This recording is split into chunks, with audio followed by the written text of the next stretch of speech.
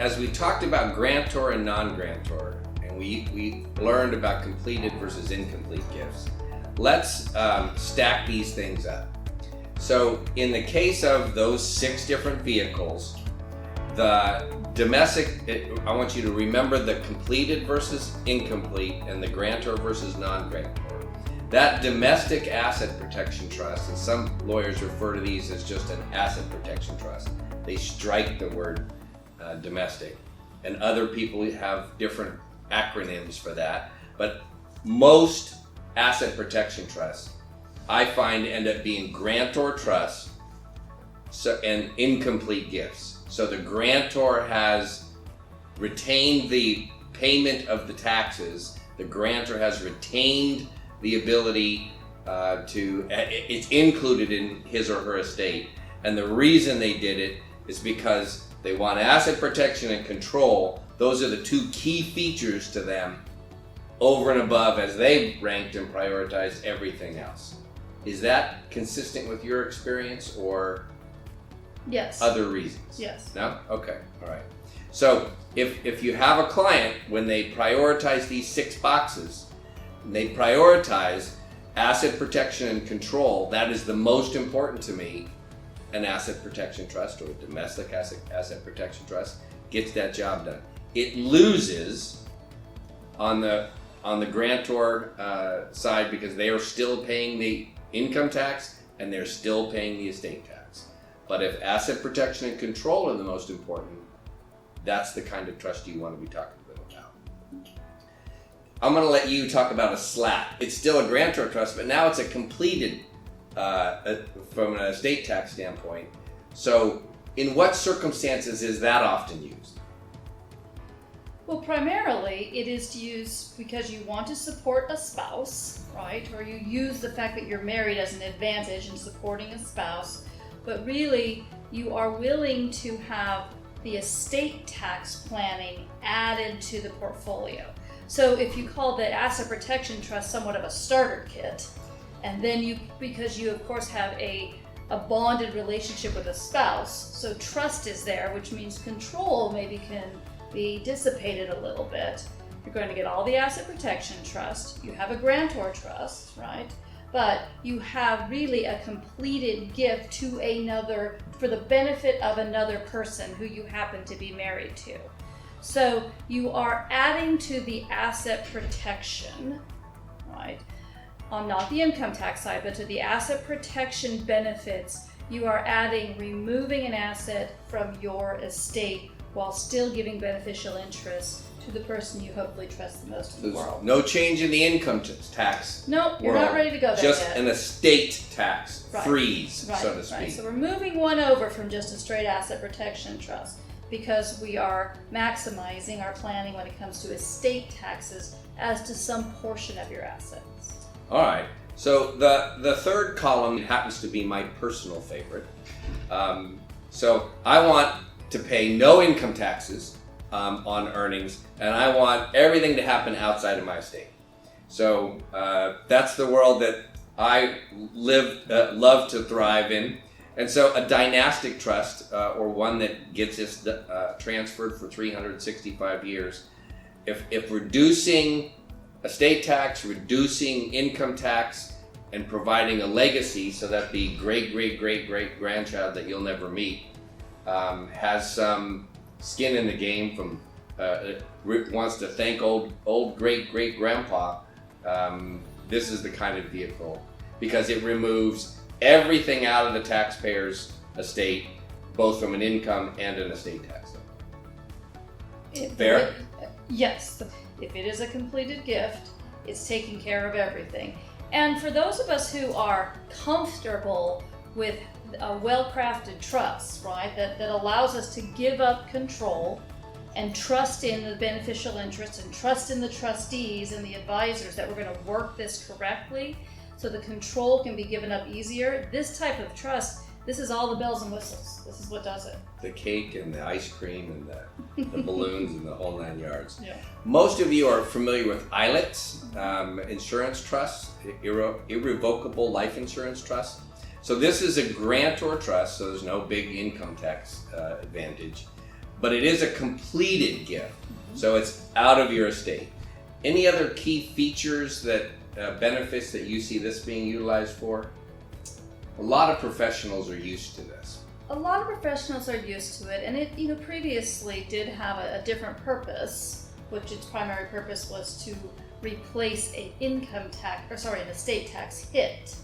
But I would just say that one other purpose of the ILET now is that it really can create, if you have a good policy, it really can create some stability in a hit of wealth down the road that has some certainty to it, right? If it's a good policy, if it's being maintained, if it's being watched, it can add X amount of millions of dollars when everything else out there has some uncertainty. So I tend to say if there's an ILET and a good policy available to us, it's a nice supplement to the estate.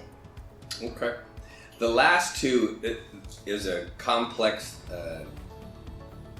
terminology. Intentionally defective. How many people would want an intentionally defective thing? So an intentionally defective grantor trust. So this is a grantor trust, again, so that those who gave it are still paying the income tax on it, but it's a completed gift. Mm-hmm. So legacy planning, control, and asset protection.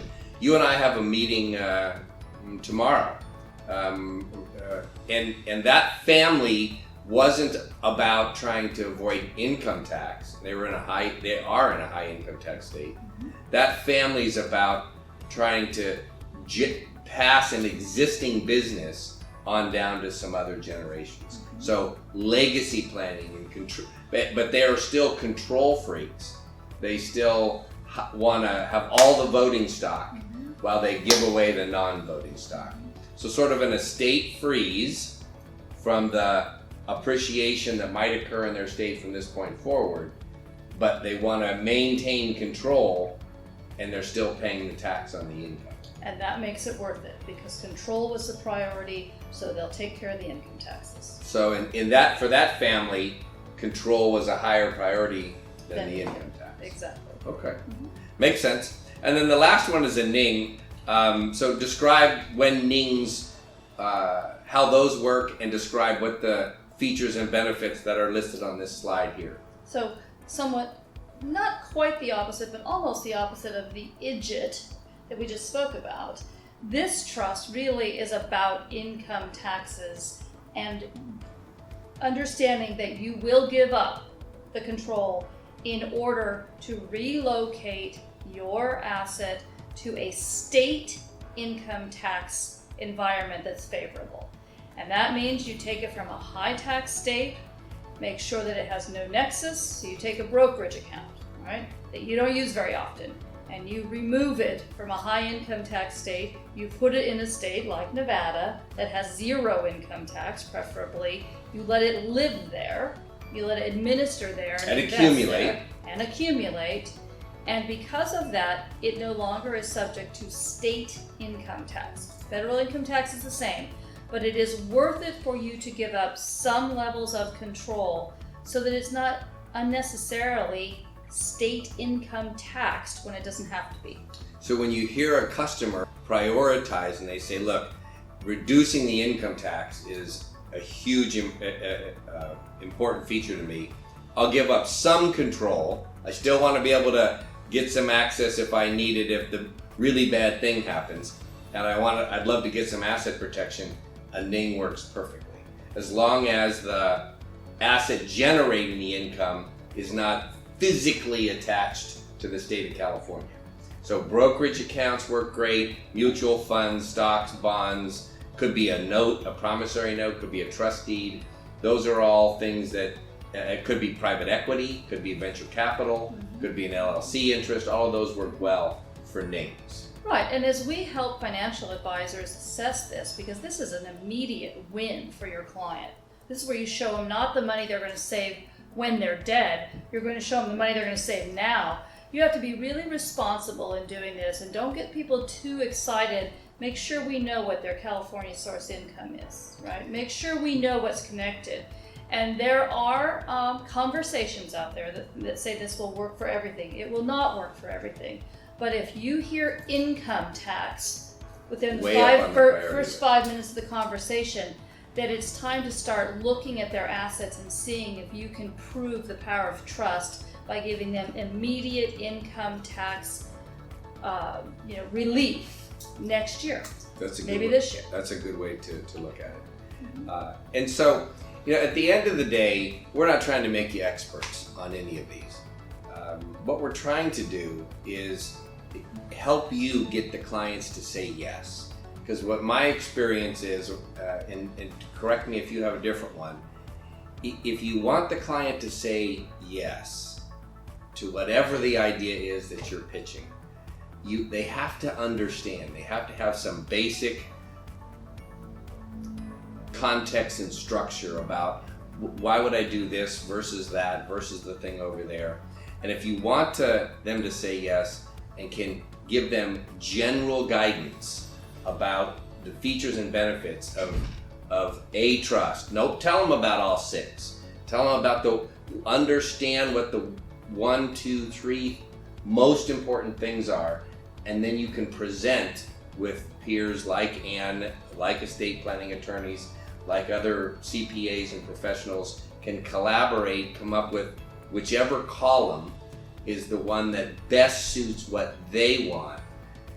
Because if they understand how that got their needs met, then they're gonna say yes, and then they're gonna rave about you to all their friends that will listen. And ultimately, that's what we want. We want them to be giant raving fans of yours. So, did I miss any key features? I don't believe so. I think you hit what we need for today. All right, young lady. Thank you. Bye. Thank you.